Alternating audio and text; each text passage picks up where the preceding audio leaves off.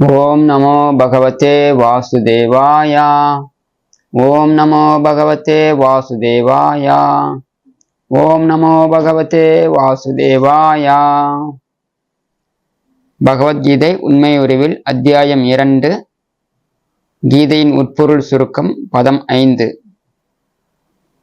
குருநஹத்வாஹி மகானுபாவான் ஸ்ரேயோ போக்தும் வைக்ஷ்யம் அபீஹ லோகே ஹத்வார்த்த காமாம்சு குருநனைஹைவா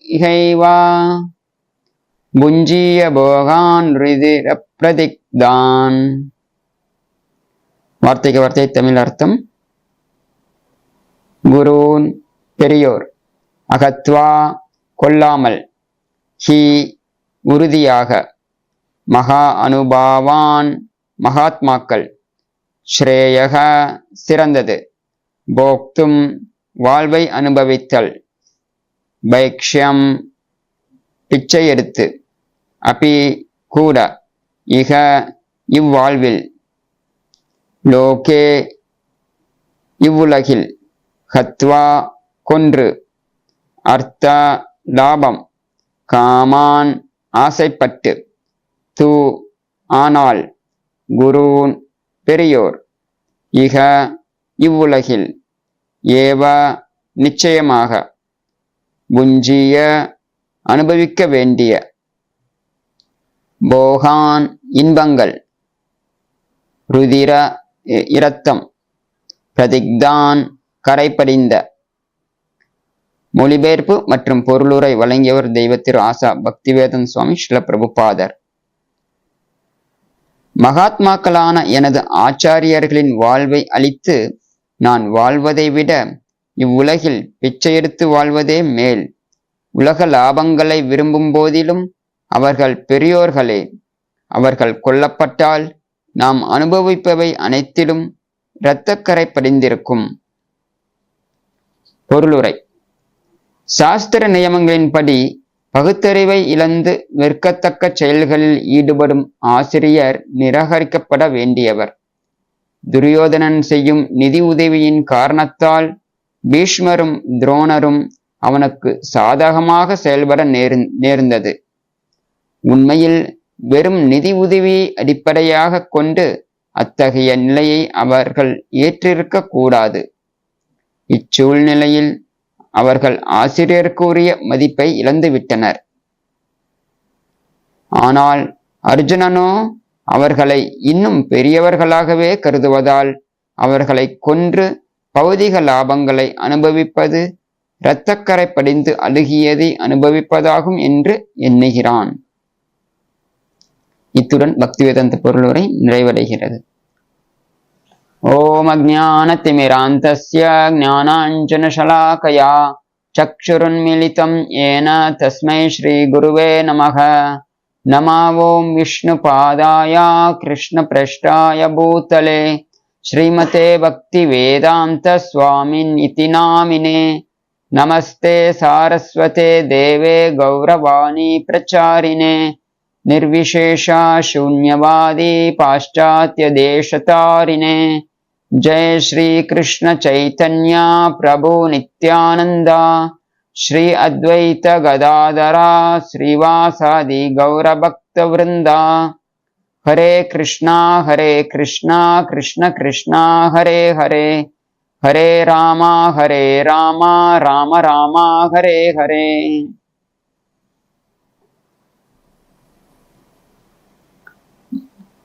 முதல் அத்தியாயத்துல சில விவாதங்கள் அர்ஜுனன் முன்வைத்தான், தான் போர் புரிய மாட்டேன் அப்படிங்கிறதுக்காக. ஸோ அதற்கு இந்த விவாதங்கள்லாம் தன்னுடைய இரக்க குணத்தாலையும் மனபலவீனத்தாலையும் அர்ஜுனன் முன்வைத்தான். பிறகு இந்த 2ஆம் அத்தியாயத்தோட தொடக்கத்துல கிருஷ்ணர் அர்ஜுனனை கண்டித்தார். இது போன்ற இழிவான தளர்ச்சிக்கு இடம் கொடுக்காதே, எழுந்து போரிடுவாயாக அப்படின்னு. பிறகு இந்த அத்தியாயத்துல மீண்டும் ஒரு முக்கியமான விவாதத்தை அர்ஜுனன் முன்வைக்கிறான். என்ன அப்படின்னா, நான் எப்படி என்னுடைய ஆச்சாரியர்களான துரோணர், பீஷ்மர் இவங்க எல்லாத்தையும் நான் எப்படி எதிர்த்து போரிடுவது? அவங்க எல்லாமே எனக்கு வந்தனைக்குரியவங்க. ஆனா நான் அவங்களை எதிர்த்து நான் எப்படி அவங்கள கொல்ல முடியும்? இதான் அர்ஜுனனோட விவாதம். அதாவது அர்ஜுனன் மேலும் கிருஷ்ணரை சொல்றான், கிருஷ்ணரை மதுசூதனா, அரிசூதனா அப்படின்னு சொல்லி அழைக்கிறான். கிருஷ்ணா, நீங்க அசுரர்களை வதம் செய்யறீங்க, தப்பு செய்தவங்களை நீ தண்டிக்கிறீங்க. ஆனா என்னை என்னுடைய குருவை கொல்லணும், குருவை எதிர்த்து போரிடணும் அப்படிங்கிறத செய்ய சொல்றீங்க அப்படின்னு அர்ஜுனன் விவாதிக்கிறான். இதுவே கிருஷ்ணர் தன்னுடைய குரு சாந்திபனி முனிய எதிர்த்து போரிடுவாரா, நீங்க போரிடுவீங்களா அப்படிங்கிறத மறைமுகமா அர்ஜுனன் கேட்கிறான். ஸோ இதற்கு சில பிரபுபாதர் பொருள்களில் தெளிவா விவாதிக்கிறார். எப்படி பீஷ்மரும் துரோணரும் அவங்க குருவாக இருந்தாலும் அவங்களுக்கு அந்த தகுதியை எப்படி இழக்கிறாங்க அப்படிங்கிறத சில பிரபுபாதர் விளக்குறார்.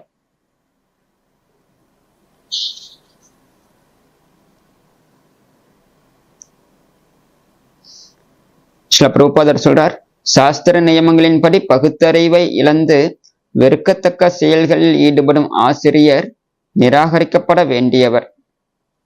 துரியோதனன் செய்யும் நிதி உதவியின் காரணத்தால் பீஷ்மரும் துரோணரும் அவனுக்கு சாதகமாக செயல்பட நேர்ந்தது.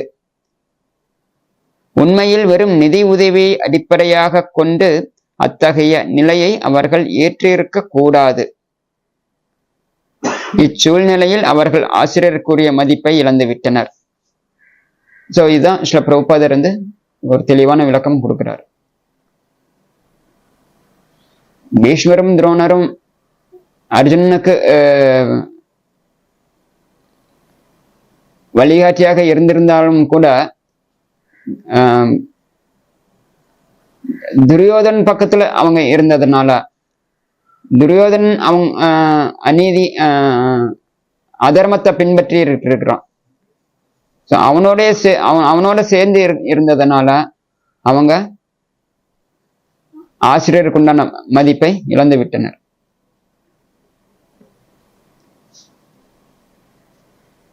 போர் புரிவதற்கு முன்னாடி திரௌபதியின் மானபங்கம் பண்ணும்போது பீஷ்மரும் துரோணரும் அமைதியாவே இருந்துட்டாங்க. எதிர்த்து துரியோதனை எதிர்த்து எதுவுமே பேசவில்லை. சோ இதன் காரணத்தால அவங்களுடைய ஆயுளும் குறைஞ்சிருச்சு. சோ அது மட்டுமல்லாம பீஷ்மரும் துரோணரும் அவங்க கூடயே சேர்ந்து துரியோதனன் நிதி உதவியின் காரணத்தால் அவனுடைய பராமரிப்புல அவங்க அவங்க கூட இருந்ததால அவங்களோட நற்மதிப்பு எல்லாமே இழந்து விட்டனர் அப்படிங்கிறத ஸ்ரீ பிரபுபாதர் விளக்குறார். சோ அர்ஜுனனுடைய இந்த அறியாமை, இந்த குழப்பத்திற்கு காரணம், இந்த குழப்பத்திற்கு முக்கிய காரணம் என்னன்னா அவனுடைய அறியாமை. அது போல நாமளும் நம்மளுடைய வாழ்க்கையில நம்ம பல குழப்பங்களை மனதில் கொண்டு வாழ்ந்து கொண்டே இருக்கிறோம். சோ அதுவும் நம்மளுடைய அறியாமையின் காரணத்தால. நம்ம இந்த முதல் அறியாமை, அடிப்படையான அறியாமை என்ன அப்படின்னா நம்மளுடைய அடையாளம் என்ன அப்படிங்கிறது நம்ம சரியாக தெரிந்து கொள்ளாததுனால. நம்மளுடைய உண்மையான அடையாளம் என்ன அப்படின்னா இந்த சுகமும் துக்கமும் அனுபவிக்கக்கூடிய இந்த உடல் தான் நாம அப்படின்னு நம்ம அடையாளப்படுத்திட்டு இருக்கிறோம். ஆனா நான் அப்படிங்கிற அந்த உணர்வும் இந்த சுகமும் துக்கமும் அனுபவிக்கக்கூடிய அந்த உடலும் வெவ்வேறு. இதை நம்ம முதல்ல தெரிஞ்சு கொள்ள வேண்டும். மனித வாழ்க்கை அப்படின்னாவே இதன் அடிப்படையில நம்ம வாழ முற்படணும். அதுதான் உண்மையான மனித வாழ்க்கையே. இந்த சுகமும் துக்கமும் அனுபவிக்கிற இந்த உடல் கொடுக்கக்கூடிய இந்த உடலானது ஒரு ஒரு தற்காலிகமாக நமக்கு கொடுக்கப்பட்ட ஒரு வாகனம் போல. இது நிரந்தரமான ஒரு உடல் கிடையாது. இந்த உடலானது நிரந்தரமானது கிடையாது. ஆனா நான்கிற அந்த உணர்வு, நான்கிற அந்த அடையாளம், நான்கிற அந்த ஆத்மா நிரந்தரமான ஒன்று. சோ எதனால நம்ம இந்த நிரந்தரமான நம்ம இந்த ஆத்மா ஒரு செயற்கையான இந்த உடலை நம்ம ஏற்றிருக்க வேண்டியிருக்கு? அது நம்மளுடைய முந்தைய ஆசையின் காரணத்தால. நாம இந்த அடிப்படையில நம்ம இந்த பௌதிக உலகத்தை சார்ந்தவர்கள் கிடையாது. இந்த பௌதிக உலகங்கிறது ஒரு தற்காலிகமாக நாம வாழ்ந்து கொண்டே இருக்கிறோம். அதுவும் செயற்கையாக வாழ்ந்து கொண்டே இருக்கிறோம். நம்மளுடைய உண்மையான வாழ்வு ஆன்மீக உலகில் பரம்பொருளோடு சேர்ந்து ஒன்றான வாழ்க்கை வாழ்ந்து கொண்டே இருந்தவங்க தான் நம்ம.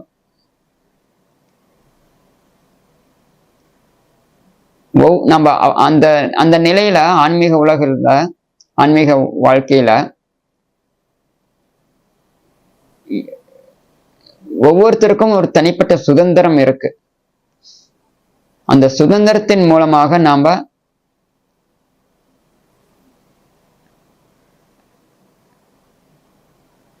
அந்த சுதந்திரத்தை பயன்படுத்தி நாம பரம்பொருளுக்கு ஒரு அன்பார்ந்த ஒரு சேவையை செய்து கொண்டு ஒரு ஆனந்தமயமான வாழ்க்கை வாழ்ந்து கொண்டிருந்தோம். ஒரு சமயத்துல நமக்கு அந்த சுதந்திரத்தை நாம தவறாக பயன்படுத்த முற்பட்டோம். என்ன அப்படின்னா, நான் எதற்காக பரம்பொருளை மையமா வைத்து அவருக்கு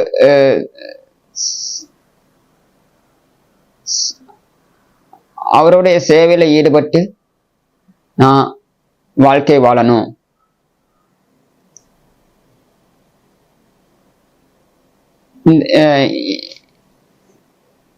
அவர் மேல இருக்கக்கூடிய பொறாமையின் காரணத்தால இந்த மாதிரியான ஒரு ஆசை நமக்கு தோன்றியது. ஏன்னா அவருடைய நமக்கு எப்படி சுதந்திரம் இருக்குதோ அவருக்கும் சுதந்திரம் இருக்கு. அவருக்கு நமக்குன்னு இருக்கக்கூடிய சுதந்திரமானது ஒரு வரம்புக்கு உட்பட்டது. ஆனா அவருக்கு ஒரு எந்த ஒரு வரம்பும் கிடையாது. எல்லைக்கு அப்பாற்பட்டது, எந்த ஒரு எல்லையும் கிடையாது அவருடைய சுதந்திரத்துக்கு. அதே போல அவருடைய குணங்களும் எந்த ஒரு எல்லைக்கு உட்பட்டது கிடையாது. நம்மளுடைய குணம் ஒரு வரம்புக்கு உட்பட்டது. சோ அவருடைய சுதந்திரம், அவருடைய குணத்தை பார்த்து நம்ம அவர் மேல பொறாமைப்பட்டோம். எதற்காக அவர் மட்டும் அப்படி இருக்கணும், எனக்கும் அது வேணும் அப்படிங்கிறதுனால இந்ததான் பொறாமை. இந்த பொறாமை குணத்தாலதான் நாம அவரை விட்டு பிரிந்து ஒரு வாழ்க்கை வாழணும் அப்படிங்கிற ஒரு ஆசை நமக்கு ஏற்பட்டது. இந்த ஆசை தீர்ப்பதற்காக பகவான் கிருஷ்ணர் நமக்கு ஒரு செயற்கையான ஒரு உலகத்தை படைத்திருக்கிறார். அந்த செயற்கையான உலகம் தான் இந்த பௌதிக உலகம். ஸோ இந்த உலகம்ங்கிறது ஒரு படைப்பு தான். ஒரு காலத்துல இல்லாம இருந்து மறுபடியும் உருவான ஒன்று. பிறகு அந்த ஒரு குறிப்பிட்ட காலத்துக்கு அப்புறம் இந்த பௌதிக உலகமும் அழிந்துவிடும். மறுபடியும் மீண்டும் இந்த பௌதிக உலகமானது உருவாகி கொஞ்ச நாள் நீடித்து அழியக்கூடும். இது தொடர்ச்சியாக இந்த பௌதிக உலகமானது இந்த தொடர்ச்சியாக போய்கொண்டே இருக்குது. அதுபோல இந்த நம்ம பெற்றிருக்கக்கூடிய இந்த ஒரு பௌதிக உடலானதும் அதே போலதான். ஒரு குறிப்பிட்ட காலத்துக்கு முன்னாடி அது இல்லாம இருந்து ஒரு தற்காலிகமும் நமக்கு கொடுக்கப்பட்டிருக்கு. மீண்டும் இது நம்ம விட்டு போயிடும். எப்போ இந்த உடல்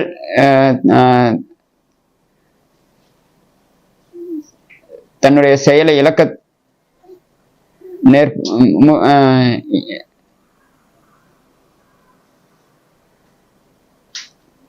எப்போ இந்த உடலானது தன்னுடைய செயலை இழக்கிறதோ அப்போ ஆத்மாவானது இந்த உடலை விட்டு வெளியேறுகிறது. வெளியேறிய ஆத்மா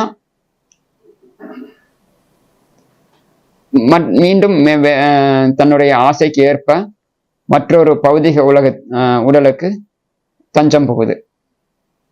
ஸோ இதுதான் பிறப்பு இறப்பு, பிறப்பு இறப்பு அப்படிங்கிற இந்த சுழற்சி. இது காலங்காலமா நாம இந்த வாழ்க்கை இந்த பிறப்பு இறப்பு சுழற்சி அப்படிங்கிறதெல்லாம் வாழ்ந்து கொண்டிருக்கோம். பலதரப்பட்ட உடல்களால, அதாவது விலங்கினங்கள், தாவரங்கள், நீர்வாழ்வன, ஊர்வன, ஸோ இது போல பலதரப்பட்ட உடல்களால நம்ம இந்த பௌதிக உலகத்துல தஞ்சம் புகுந்து பிறப்பு சுழற்சியில வாழ்ந்து கொண்டே இருக்கிறோம். ஆனா மனித பிறவி எடுத்த நாம நம்மளுடைய உண்மை நிலை மறுபடியும் மீண்டும் நம்மளால புரிந்து கொள்வதற்குண்டான அறிவு நமக்கு இருக்கு.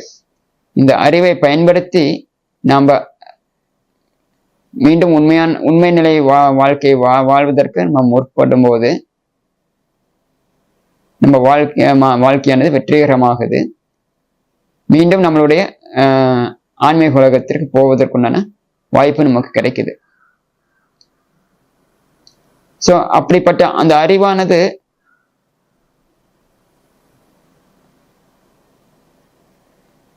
எங்கிருந்து பெற முடியும் அப்படின்னா, சாஸ்திரங்கள் மூலமாகவும் குருவின் வாயிலாகவும் நாம பெற முடியும்.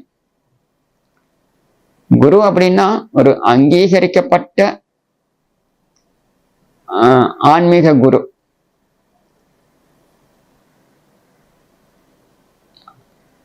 அப்படிப்பட்டவர் தான் ஒரு குருவாக நம்ம ஏற்றுக்கொள்ள வேண்டும்.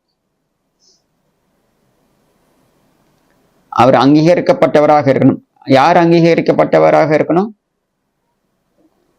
அவருடைய குரு அவர் அங்கீகரிக்கப்பட்டவராக இருக்கணும்.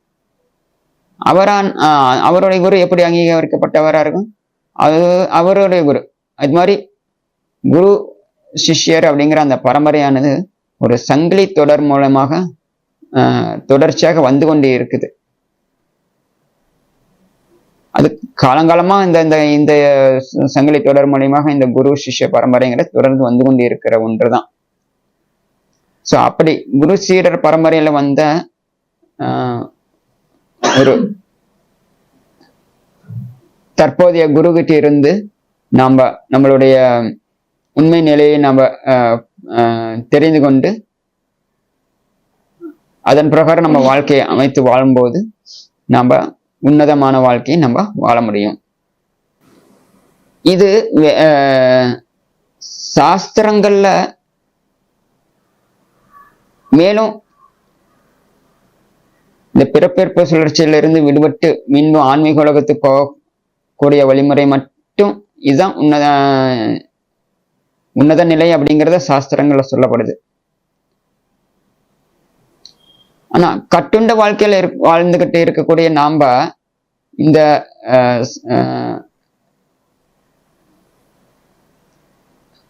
நேரடியாக இந்த வாழ்க்கையை வாழ்வது அப்படிங்கிறது எல்லா ஜீவாத்மாக்களாலும் எல்லா மனிதர்களாலும் ஏற்றுக்கொள்ளக்கூடிய ஒன்று இல்லை. அதற்காக சாஸ்திரங்கள்ல என்ன சொல்லப்பட்டு, ஏன்னா எல்லா ஜீவாத்மாக்களும் என்ன அப்படின்னா தன்னுடைய இந்த உடல் முதல்ல இந்த உடல் தேவைகளை பூர்த்தி செய்து கொள்வதற்காக முற்படுறோம். உண்ணுதல், உறக்கம் இதெல்லாம் நமக்கு வேணும். இதெல்லாம் சரியாக நடந்து கொண்டு இருக்கும் போது நம்ம அடுத்தது என்ன நினைக்கிறோம் அப்படின்னா, இந்த புலன்களால வரக்கூடிய சுகங்களை அனுபவிக்கணும் அப்படின்னு. ஐம்புலன்களாக, கண்களால, காதுகளால, மூக்கின் மூலமாக, நாவின் மூலமாக, பாலுறுப்பின் மூலமாக, ஸோ இதன் மூலமாக நம்மளுடைய சுகத்தை நம்ம அனுபவிக்கணும் அப்படின்னு ஆசைப்பட்டு கொண்டே இருக்கிறோம். இதெல்லாம் பூர்த்தி ஆனது அப்புறம் நம்மளுடைய மனசால நம்ம வந்துட்டு ஆசைப்படுறோம். மனதால நம்மளுடைய ஆசைகள் எல்லாம்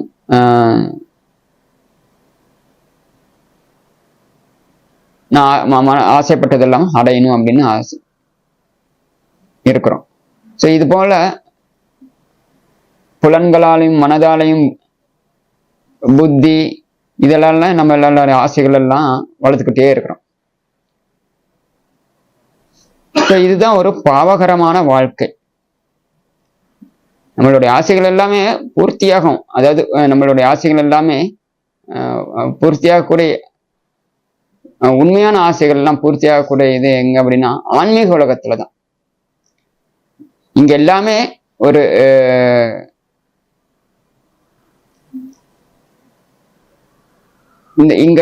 இங்க அனுபவிக்கக்கூடிய ஆசைகள் எல்லாமே ஒரு ஒரு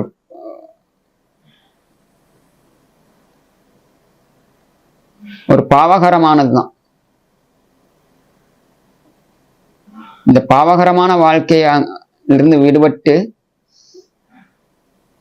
அதிலிருந்து படிப்படியாக முன்னேறுவதற்காக சாஸ்திரங்கள்ல ஒரு சில வழிமுறைகள் கொடுக்கப்பட்டிருக்கின்றன.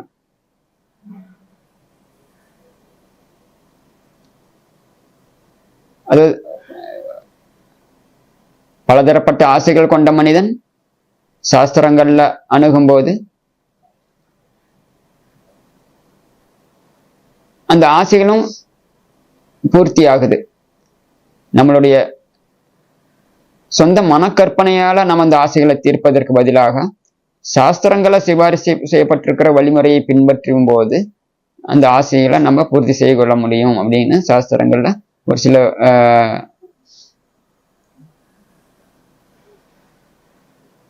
வழிமுறைகள் கொடுக்கப்பட்டிருக்கின்றன.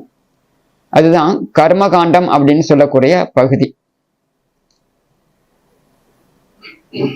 இந்த கர்மகாண்டத்தை பின்பற்றுவதன் மூலமாக ஒருவன் என்ன நிலையில இருக்கிறான் அப்படின்னா, தன்னிச்சையாக தன் மனக்கற்பனையால ஒரு செயலை செய்யாம சாஸ்திர விதிகளுக்கு உட்பட்டு அவன் செயல்களை செய்ய முற்படுறான். பழங்காலத்துல இது மாதிரி மக்கள் வாழ்ந்துகிட்டு இருந்தாங்கன்னா, ஆனா காலப்போக்கில் மக்கள் சாஸ்திரங்கள் மேல நம்பிக்கை இல்லாம நம்பிக்கை குறைந்து தன மனக்கற்பனையால அவங்க வந்து என்ன தோன்றுகிறதோ அதை செய்ய முற்பட்டாங்க. இதனால தன்னுடைய ஆசைகள் எல்லாமே பூர்த்தி செய்து கொள்ள முற்பட்டாங்க. இதனால என்னது, மக்களுடைய மனதுல வேத வழிமுறைப்படி வாழக்கூடிய அந்த நம்பிக்கை படிப்படியாக குறைஞ்சிருச்சு. நான் ஏன் இதை நமக்கு நான் ஆசைப்பட்டதை வந்துட்டு வேதங்கள்ல சிபாரிசு செய்யப்படுறதன் மூலமாக நம்ம பின்பற்றி நான் வந்துட்டு அதை அடையணும்.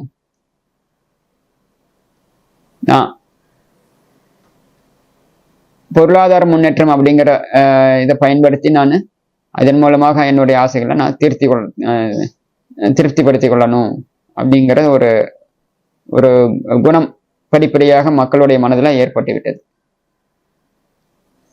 ஸோ இந்த கலியுகத்துல எல்லாமே இப்ப வந்துட்டு வேத வழிமுறைப்படி தன்னுடைய ஆசைகளை தீர்த்து கொள்வதாக இருந்தாலும் சரி, இந்த பௌதிக சேற்றிலிருந்து விடுபட்டு ஆன்மீக உலகத்துக்கு போகுவதாக இருந்தாலும் சரி, இதுக்குமே அவங்க ஒரு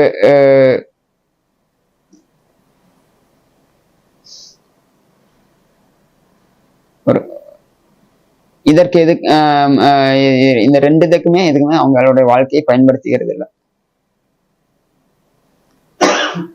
சோ இப்படிப்பட்ட வாழ்க்கையில வாழ்ந்து கொண்டு இருக்கக்கூடிய இப்போ இந்த கலியுக மக்கள வாழ்க்கை நிலையை உயர்த்துவதற்காக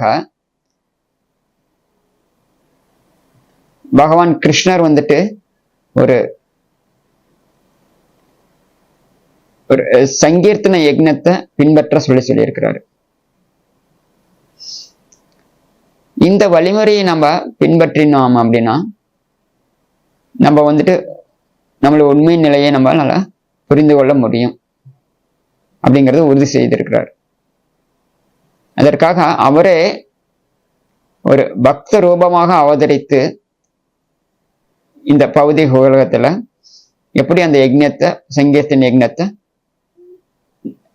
செயல்படுத்தணும், நடைமுறைப்படுத்தணும் அப்படிங்கிறத காமிச்சிருக்கிறார்.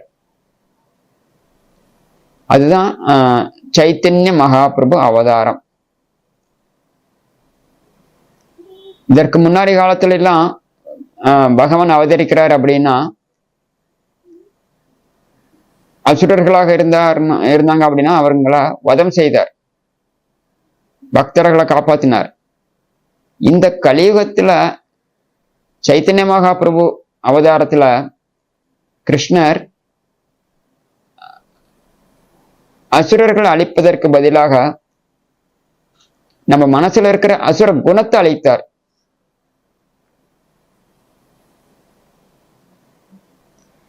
ஏன்னா நம்மளுடைய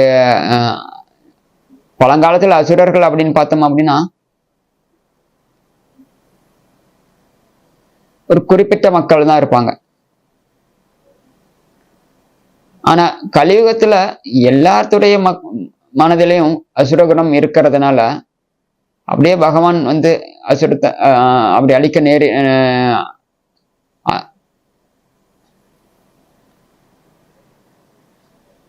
அழிக்க வேண்டியதாக இருந்துச்சு அப்படின்னா ஒட்டுமொத்த எல்லா மனித சமுதாயமும் அழிந்துவிடும். அதனால மிகுந்த கருணை உள்ளம் கொண்டு இந்த ஒரு அசுர குணத்தை அழிப்பதற்காக இந்த சங்கீர்த்தன யக்ஞத்தை பின்பற்ற சொல்லியிருக்கிறார். இதை நாம வந்து முழு மனதோட ஒரு ஆன்மீக குருவின் அங்கீகரிக்கப்பட்ட ஆன்மீக குருவின் வழிகாட்டுதலின் கீழே நாம இந்த நாமத்தை பெற்று நம்ம உச்சரித்தோம் அப்படின்னா நம்ம மீண்டும் நம்மளுடைய உண்மையான நம்மளுடைய இயற்கை சந்தோஷத்தை நம்மளால அனுபவிக்க முடியும். இயற்கையான வாழ்க்கையை நம்மளால வாழ முடியும். இந்த செயற்கையான இந்த பௌதிக உலகத்துல நம்ம வந்து பிறவி எடுக்கணுங்கிற அவசியம் இருக்காது.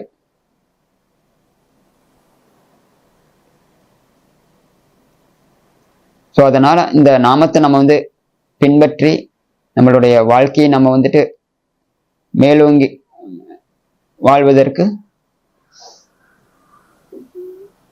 நம்ம முற்படணும். அப்போ நம்மளுடைய வாழ்க்கையானது ஒரு வெற்றிகரமான வாழ்க்கையாக கருதப்படும். அப்படிப்பட்ட நிலை அது அந்த அந்த அப்படிப்பட்ட வாழ்க்கையை நம்ம வந்து நம்ம விட்டு நம்மளுடைய சொந்த மனக்கற்பனையாலே மீண்டும் நம்மளுடைய வாழ்க்கையை வாழ போட்டோம் அப்படின்னா அது நம்ம எவ்வளவுதான் நம்ம பௌதிக சுகங்கள் அனுபவித்தாலும் இறுதியில நாம நம்மளுடைய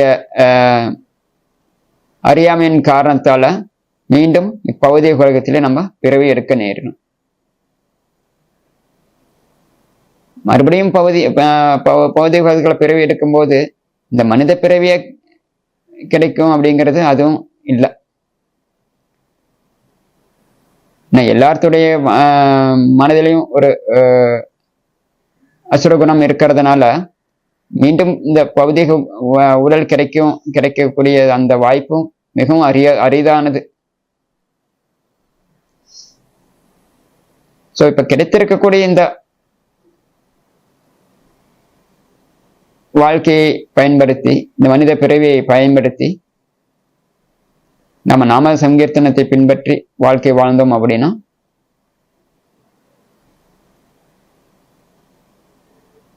அப்படிப்பட்ட வாழ்க்கை தான் ஒரு உன்னதமான வாழ்க்கையை கருதப்படுது. இத்துடன் இந்த பகவத்கீதை சொற்பொழிவை நம்ம நிறைவேற்றிக் கொள்வோம். श्रीमद् भगवद गीता की जय, जगत गुरु श्रील प्रभुपाद की जय।